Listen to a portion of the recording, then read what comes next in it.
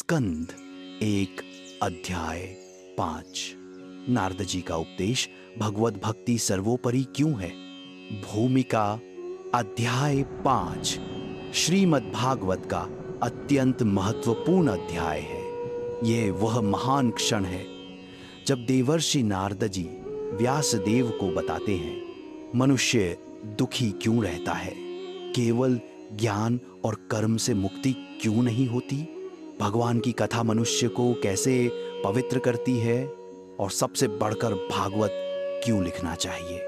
यह पूरा अध्याय संसार के लिए दिशा निर्देश जैसा है और शास्त्रों में भक्ति का सर्वोच्च महत्व इसी अध्याय में उद्घाटित होता है।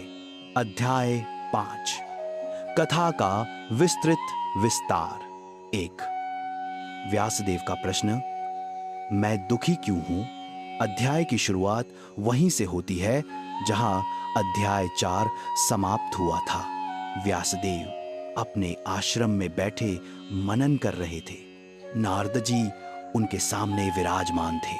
व्यासदेव ने विनम्रता से कहा, भगवन, मैंने वेदों का विभाजन किया, पुराण लिखे, इतिहास लिखा, महाभारत जैसा महान ग्रंथ लिखा, फिर भी मेरे हृदय में दुख क्यों है, ये बेचैनी क्यों है, ये रिक्तता आखिर क्यों नहीं भर रही। व्यासदेव जैसे ज्ञानी, ब्रह्मज्ञानी, योगी और तोषी व्यक्ति के मन में भी अज्ञात दुख का उत्पन्न होना आश्चर्य की बात थी। नारद जी ने उस दुख का कारण बताने के लिए अपने हृदय में छिपी दिव्य करुणा को व्यासदेव पर उंडेल दिया। 2 नारद जी का उत्तर, कारण है भगवत भक्ति का अभाव। नारद जी ने गंभीर स्वर में परंतु प्रेम से भरे हुए कहा, व्यास, तुमने सभी प्रकार के धर्म, अर्थ, काम और मोक्ष का वर्णन किया है, परंतु तुमने भगवान श्री कृष्ण की निष्काम अनन्य भक्ति का स्पष्ट और पूर्ण वर्णन नहीं किया। यही कारण है कि तुम्हारा हृदय असंतुष्ट है। नारद जी कहते हैं, जो ज्ञान जिसमें भगवान की कथा नहीं, वह सूखे वृक्ष के समान है। जो धर्म भगवान के प्रेम से रहित हो, वह केवल कर्मकांड है। और जो शास्त्र भगवान की महिमा का गान न करे, वह हृदय को प्रसन्न नहीं कर सकता। इन्हीं कारणों से व्यासदेव के भीतर वह रिक्तता उत्पन्न हुई थी। 3 लोक मंगल की व्याख्या। नारद जी ने कहा, व्यास, तुम तो संसार का भला चाहने वाले हो। तुमने लोगों के लिए अनेक मार्ग दिखाए, परंतु एक मार्ग अभी भी बाकी है। वह है भगवत भक्ति का सीधा, सरल और प्रेममय मार्ग। नारद जी बताते हैं, ज्ञान का मार्ग कठिन है, कर्म का मार्ग फल की आसक्ति में डालता है, योग का मार्ग अत्यंत सूक्ष्म है, तपस्या मार्ग सबके लिए संभव नहीं, परंतु भक्ति मार्ग सबके लिए सरल, सहज और सर्वोच्च है।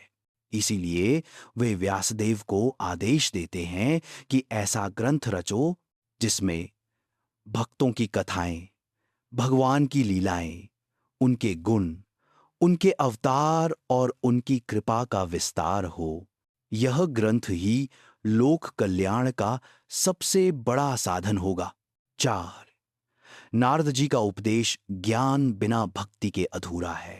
नारद जी व्यासदेव को समझाते हैं, तुमने लोग क्या चाहेंगे, उनके धर्म कर्म कैसे होंगे, सबका विचार किया, परंतु तुमने यह नहीं बताया कि मनुष्य का अंतिम लक्ष्य भगवान की प्रेम भक्ति है।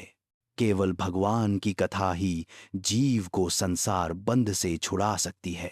नारद जी एक गहन बात कहते हैं, ज्ञान बिना भक्ति के गर्व पैदा करता है, कर्म बिना भगवान की भावना के बंधन पैदा करता है, योग बिना प्रेम के कठोर हो जाता है, परंतु भक्ति बिना किसी के भी अधूरी नहीं।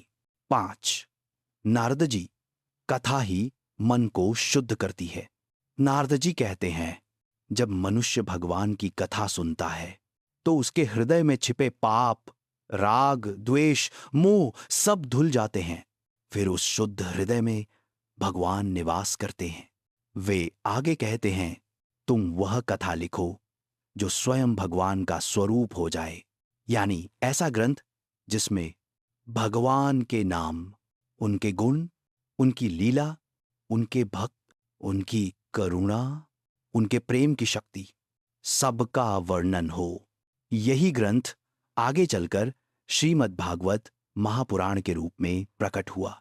छह, नारद जी का अपना जीवन व्यासदेव के लिए प्रमाण। नारद जी कहते हैं, व्यास, मैं कोई साधारण उपदेश देने नहीं आया हूं। मैं वह कह रहा हूं जो मैंने स्वयं अनुभव किया। नारद जी बताते हैं कि उनके पिछले जन्म में वे दासी के पुत्र थे। ऋषियों की सेवा की, भगवान का नाम सुना, कथा सुनी, उनके हृदय में भक्ति जाग उठी, एकाग्र मन से तप किया और मृत्यु के बाद भगवान ने स्वयं उन्हें दिव्य शरीर प्रदान किया। इससे वे कहते हैं, देखो, भगवान की कथा इतनी शक्तिशाली है कि जैसे एक छोटे दासी पुत्र को नारद बना दिया, वैसे ही किसी भी जीव को भगवान के प्रिय बना सकती है। उनकी कथा व्यासदेव के हृदय में बिजली की तरह चमक उठती है। 7, व्यासदेव का संकल्प। नारद जी के उपदेश को सुनकर व्यासदेव के हृदय में आनंद भर जाता है। अब उन्हें समझ आ जाता है कि उनकी बेचैनी का कारण उनके ज्ञान की अधूरापन, उनकी रचनाओं की सीमा और उनकी अपूर्णता का उत्तर यही था, भगवान की भक्ति का शास्त्र लिखना।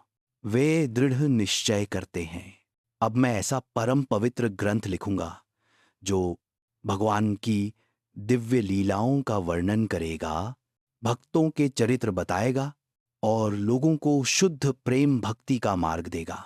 इस संकल्प के साथ व्यासदेव सरस्वती नदी के तट पर बैठकर ध्यान में भगवान को देखते हैं।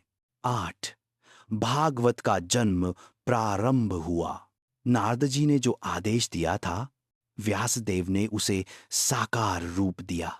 उन्होंने भगवान का ध्यान किया, उनके अनंत रूपों को देखा, उनके भक्तों के जीवन की महिमा समझी और फिर विश्व के सर्वोत्तम, परम पवित्र दिव्य ग्रंथ श्रीमद्भागवत महापुराण की रचना आरंभ की। अध्याय 5 यहीं समाप्त होता है, परंतु यह समूचे भागवत का मूल बीज है।